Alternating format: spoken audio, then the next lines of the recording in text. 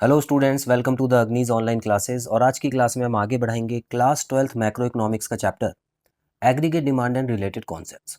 सो students, last class में हमने aggregate supply का टॉपिक शुरू कर दिया था। आइए अब इसके कंपोनेंट्स और इसके डायग्राम के बारे में पढ़ेंगे।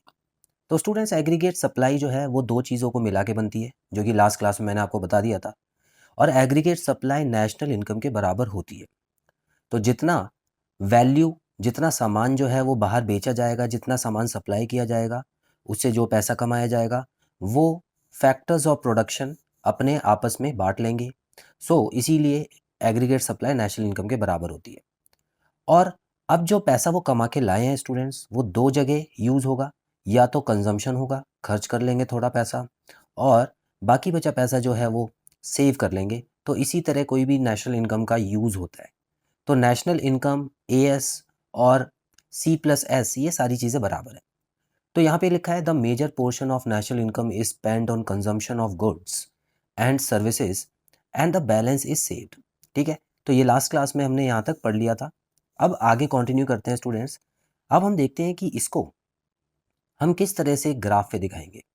ठीक है, चलिए अब यहाँ पर देखिए डायग्रामेटिक रिप्रेजेंटेशन ऑफ एएस। तो यहाँ पे मैंने शेड्यूल और कर्व जो है स्टूडेंट साथ में बना दिया है ताकि आपको समझने में आसानी हो। जैसे कि आपको पता है स्टूडेंट्स, यहाँ पर इन्वेस्टमेंट का कोई काम नहीं है क्योंकि वो एग्रीगेट डिमांड में पढ़ा था हमने।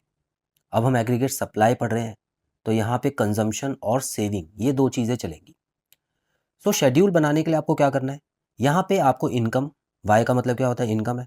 तो आप देख सकते हैं इनकम 0 भी हो सकती है, और उसके बाद 100 के गैप में आपको आगे बढ़ना है।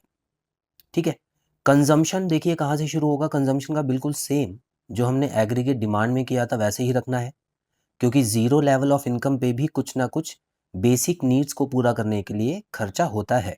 तो इसलिए कंजम्पशन ज़ीरो नहीं होगा कभी भी। 40 से शुरू कीजिएगा और उसके बाद इसको 80 के गैप से बढ़ाइएगा। 80 के गैप से क्यों बढ़ रहा है, क्योंकि स्टूडेंट्स देखिए, जितनी इनकम बढ़ती है, जैसे जैसे इनकम बढ़ती है कंजम्पशन भी वैसे बढ़ता है।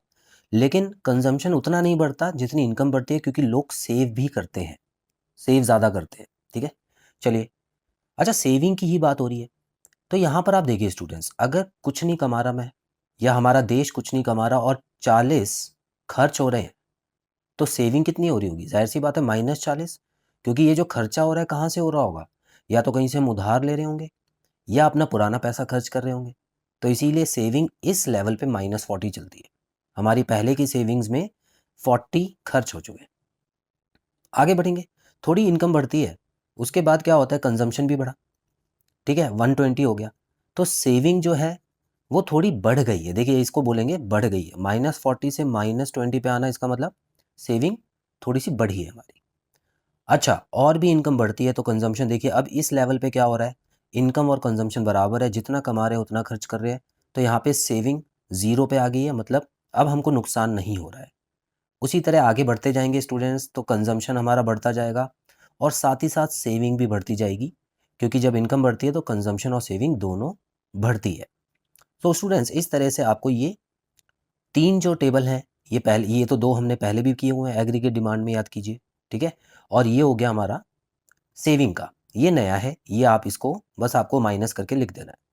अब स्टूडेंट्स, एएस कैसे निकलता है, एएस का अभी हमने फॉर्मूला कई बार पढ़ा है कि एएस और वाई जो होता है वो बराबर होता है, जिसको हम सी प्लस एस भी लिख सकते हैं। ठीक है, तो ये देखिए सी और एस का कॉलम लिखिएगा और एएस का कॉलम बना दीजिएगा। क्लियर है।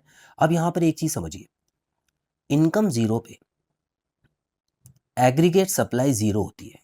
ठीक है ना, याद कीजिए एग्रीगेट डिमांड 0 नहीं होती थी। छोटा सा एक यहाँ पर मैं आपको डायग्राम बना के दिखा देता हूँ। देखिए थोड़ी सी जगह है, तो यहाँ पर मैं क्या करूँगा, आपको एक एडी का डायग्राम भी बना के दिखा देता हूँ। ठीक है, देखिए एडी में एक लाइन ऐसे जाती थी जो इन्वेस्टमेंट की होती थी, और उसके बाद ये वाली लाइन जो होती थी वो कंजम्पशन की होती थी। ठीक है, कंजम्पशन बढ़ता ही था जैसे इसमें बढ़ रहा है, और ये वाली लाइन इन्वेस्टमेंट होती थी। अब इन दोनों को जोड़ के बनता था एडी का डायग्राम, और ये इस तरह से थोड़ा सा ऊपर जाता था। आई होप आपको क्लियर है स्टूडेंट्स। तो यहाँ पर क्या हमने देखा था कि एडी जो है कभी 0 नहीं होगा। एडी 0 इसलिए नहीं होगा क्योंकि कंजम्पशन 0 नहीं होती, और इन्वेस्टमेंट तो कंजम्पशन में ऐड होता है। लेकिन यहाँ पर 0 क्यों हो रहा है, क्योंकि स्टूडेंट्स जितना कमा रहे हैं उतना उससे भी ज़्यादा खर्च कर रहे हैं, है ना। तो यहाँ पर खर्च तो कर रहे हैं तो सेविंग जो है वो माइनस में चली गई है। अगर हम खर्च नहीं करते तो सेविंग प्लस में आ जाती। तो ये दोनों जोड़ के ही AS बनता है, इसीलिए यहाँ पे 0 लिखा हुआ है। तो एग्रीगेट सप्लाई 0 हो सकती है। ठीक है, तो एग्रीगेट सप्लाई 0 होने का मतलब फैक्ट्रीज में कुछ नहीं बन रहा है, तो जाहिर सी बात है इनकम भी 0 होगी, है ना। तो ये दोनों बराबर चलते हैं, हमेशा याद रखना। Y is equal to AS का डायग्राम इस तरह से बनाना है आपको, इसमें अलग अलग मत कर देना। आई होप ये चीज़ क्लियर है। अब स्टूडेंट्स यहाँ पर ग्राफ पे आते हैं। तो यहाँ आप देखिए ग्राफ में बिल्कुल सेम AD की तरह ही यहाँ पर देखो, AD में भी क्या था, यहाँ पर इनकम थी, यहाँ पर उसमें भी इनकम थी। ठीक है, इनकम जैसे जैसे बढ़ता था कंजम्पशन भी बढ़ता था। और AD में यहाँ पर क्या था, यहाँ पर था C प्लस आई, बेसिकली C और I आपको दिखा रखा था, कंजम्पशन और इन्वेस्टमेंट। तो यहाँ पर भी वैसे ही करेंगे, जो इनकम है यहीं पे रहेगी, लेकिन AS बनाने के लिए हमको क्या दिखाना पड़ेगा, कंजम्पशन और सेविंग, क्योंकि AS जो है वो कंजम्पशन और सेविंग से बना हुआ है। तो स्टूडेंट्स देखिए, Y AS और कंजम्पशन और सेविंग बराबर है, बराबर है या नहीं है, सोचिए। इनकम जितनी है उतनी ही तो कंजम्पशन और सेविंग है। ठीक है, यहाँ पर मैं C प्लस S भी लिख देता हूँ। तो क्या मैं बोल सकता हूँ कि जितनी इनकम है उतनी कंजम्पशन और सेविंग है। तो अगर दोनों ही आप अलग अलग एक्सिस पे दिखा रहे हो, तो जो लाइन बनेगी स्टूडेंट्स, क्या 45 डिग्री की लाइन नहीं बनेगी? 45 डिग्री की क्यों बनेगी? क्योंकि जितना ये बढ़ेगा उतना ही ये भी बढ़ रहा है, बिल्कुल अमाउंट चेंज नहीं हो रहा।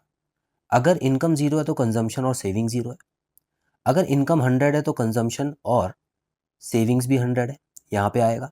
इनकम 200 है तो अगेन इस तरह से यहाँ पर आ जाएगा। तो स्टूडेंट्स आप पॉइंट लगाते जाइए और आप देखेंगे कि सारे के सारे जो पॉइंट्स हैं वो मिलके एक 45 डिग्री की लाइन बनाएंगे, जो कि AS कहलाता है।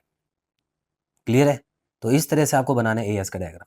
AD का डायग्राम भी मैंने आपको एक बार रिवाइज करा दिया, और AS का। AD कभी 0 से शुरू मत करना, AS 0 से शुरू हो सकता है क्योंकि यहाँ पे कोई सामान नहीं बन रहा है, तो ये 0 हो सकता है। ठीक है, AS की लाइन है ये, तो याद रखिएगा। और इतना और याद रखिएगा, आप ये कंफ्यूज मत होना कि इसमें भी तो C है, C है ना इसमें। तो C का अगर डायग्राम बनाएंगे तो यहाँ ऊपर से जाना चाहिए, क्योंकि C तो 40 से शुरू है। लेकिन यहाँ देखिए स्टूडेंट्स, C और S दोनों को मिला के ही तो AS बनता है। तो अगर मैं इन दोनों को मिला दूंगा तब तो 0 हो रहा है ना। तो इसीलिए C तो ऊपर से शुरू होता, लेकिन सेविंग ने उसको नीचे खींच लिया, 0 पे ले आया। तो इस तरह से स्टूडेंट्स जब आप डायग्राम बनाएंगे तो ऐसे बनेगा। आप अगर इस पे C का अकेले डायग्राम बनाना चाहे तो बना सकते हैं, वो ऊपर से ही शुरू होगा, वो 40 से ही शुरू होगा यहाँ से। ठीक है, और ये ऊपर की तरफ ही जाएगा। तो अभी हम फिलहाल AS वाला डायग्राम कर रहे हैं, तो स्टूडेंट्स आपको इस तरह से समझना है इसको। क्लियर है? तो ये 45 डिग्री वाली लाइन जो है, ये कॉन्सेप्ट क्या है, ये हालांकि मैं अगली क्लास में आपको बताने वाला हूँ बहुत अच्छे से। तो अभी फिलहाल आप इतना समझिए, क्योंकि ये जितना कंजम्पशन और सेविंग बढ़ रहा है उतना इनकम भी बढ़ रहा है, और अगर इनकम कम होगी तो कंजम्पशन और सेविंग भी उतनी कम हो रही है। तो इस वजह से एक 45 डिग्री की लाइन जाती है स्टूडेंट्स। तो आई होप आज की क्लास का कॉन्सेप्ट आपको क्लियर है स्टूडेंट्स। तो आज हमने बात की है एग्रीगेट सप्लाई के कंपोनेंट्स के बारे में और diagrammatic representation of aggregate supply के बारे में। सो स्टूडेंट्स बहुत जल्द मिलते हैं अगली क्लास में। Bye bye.